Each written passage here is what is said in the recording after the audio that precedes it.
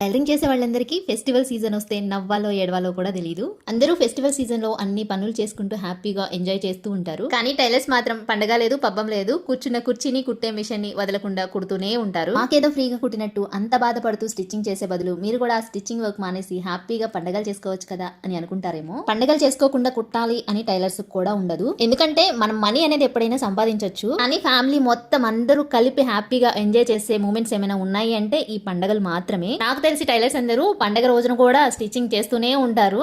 మాకేదో ఫ్రీగా కుట్టినట్టు మీరు అంత బాధపడుతూ కుట్టడం కన్నా మానేసి మీరు కూడా పండగలు చేసుకోవచ్చు కదా హ్యాపీగా అని అనుకుంటారేమో. మేము కూడా ఒక లిమిట్ పెట్టుకుని ఆ లిమిట్ వరకే కుట్టి ఆపేయాలి అనుకుంటాం. పండగ రేపనగా ఇవాళ తీసుకొస్తారు కస్టమర్స్, మేము కుట్టలేము అని చెప్పిన రెగ్యులర్ గా మీ దగ్గరే కుట్టించుకుంటున్నాం కదా, మీరు తప్ప మాకు ఇంకెవరూ తెలియదు, మీరు కుడతారనే నమ్మకంతోనే మేము తీసుకొచ్చుకున్నాము, మీరు ఎలా అంటే ఎలా అని చెప్పేసి అంటారు. అలా అని వాళ్ళకి గట్టిగా కుట్టలేము అని చెప్పలేము. ఒకవేళ గట్టిగా కుదరదు నాకు అని చెప్తే ఖచ్చితంగా ఆ కస్టమర్ మళ్ళా మా దగ్గరికి రారనమాట. ఎందుకంటే వాళ్ళకి అవసరమైనప్పుడు మేము కుట్టలేదనే కోపం వాళ్ళలో ఖచ్చితంగా ఉంటుంది. రెగ్యులర్ గా వచ్చే కస్టమర్స్ ని పోగొట్టుకోవడం ఎందుకు అనే ఒక చిన్న రీజన్ తోనే ఫెస్టివల్స్ టైంలో ఫెస్టివల్స్ చేసుకోకుండా స్టిచ్చింగ్ అయితే చేస్తాము. నెక్స్ట్ కి ఆది బ్లౌజ్ లో నుంచి హ్యాండ్స్ కట్ చేయాలి అంటే హ్యాండ్స్ డౌన్ ఎంత పెట్టాలో తెలియదు. అలా కాకుండా మనం ఇప్పుడు చూపించిన మెథడ్ లో కనుక మీరు ఒకసారి ట్రై చేశారు అంటే ఆది బ్లౌజ్ ఎలా ఉందో అలాగే పర్ఫెక్ట్ గా హ్యాండ్స్ అనేవి వచ్చేస్తాయి. చాలా సింపుల్ గా కూడా అయిపోతుంది అనమాట.